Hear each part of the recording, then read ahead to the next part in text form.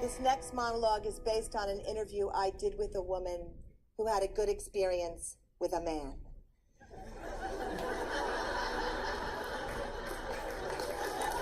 Because he liked to look at it. This is how I came to love my vagina. It's embarrassing because it's not politically correct. I mean, I know how it should have happened. In a bath with salt grains from the Dead Sea. Enya playing. Me loving my woman self. I know the story. Vaginas are beautiful. Our self-hatred is only the internalized repression and hatred of the patriarchal culture. It isn't real. Pussies unite. I know all of it.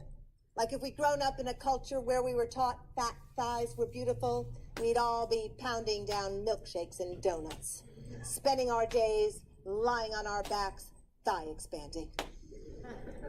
But we didn't grow up in that culture, did we? No. I hated my thighs, and I hated my vagina even more. I thought it was incredibly ugly. I was one of those women who had looked at it, and from that moment on, I wished I hadn't.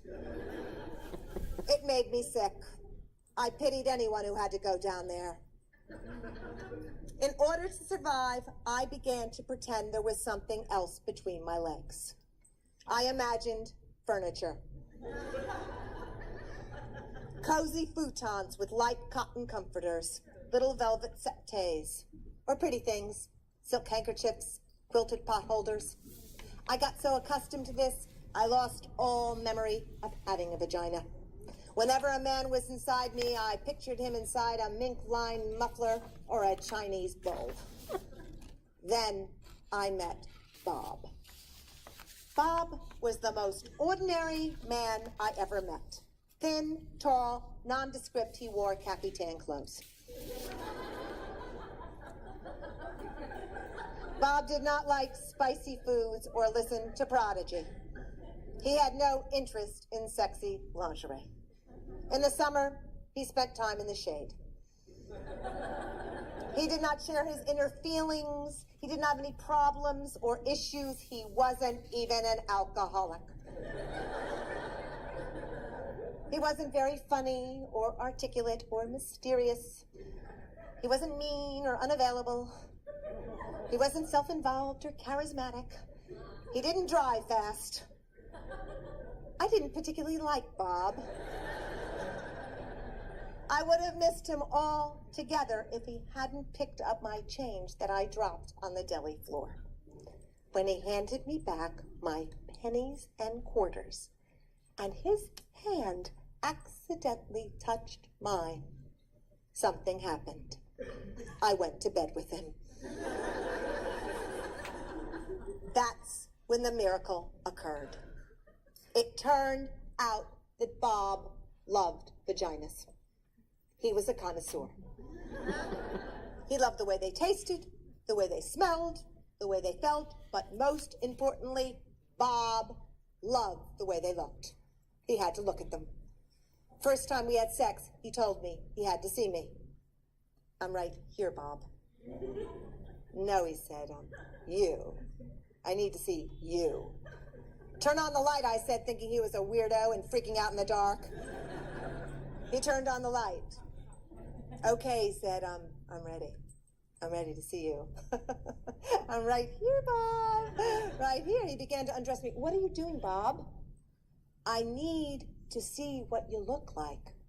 But you've seen a red leather couch before, Bob. I know you've seen that, Bob continued. He would not stop. I wanted to throw up and die. This is awfully intimate, Bob.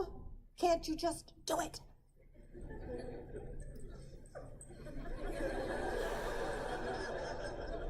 No, he said. It's who you are. I need to look. I held my breath. He looked and looked. He gasped and smiled and stared and groaned. He got breathy. and his face changed. He didn't look ordinary anymore. He looked like a hungry beast. "You're so beautiful," he said.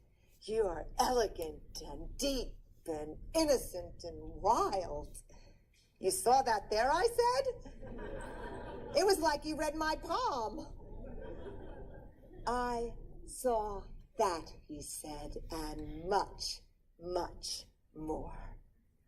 Bob stayed looking for almost an hour, as if he were studying a map, observing the moon, staring into my eyes. But it was my vagina. In the light, I watched him looking at me. He was so excited, so peaceful and euphoric. I began to get wet and turned on. I began to see myself the way he saw me. I began to feel beautiful and delicious, like a great painting or a waterfall. Bob wasn't afraid. No, he wasn't grossed out. I began to swell. I began to feel proud. I began to love my vagina. And Bob lost himself there. And I was there with him in my vagina. And we were gone.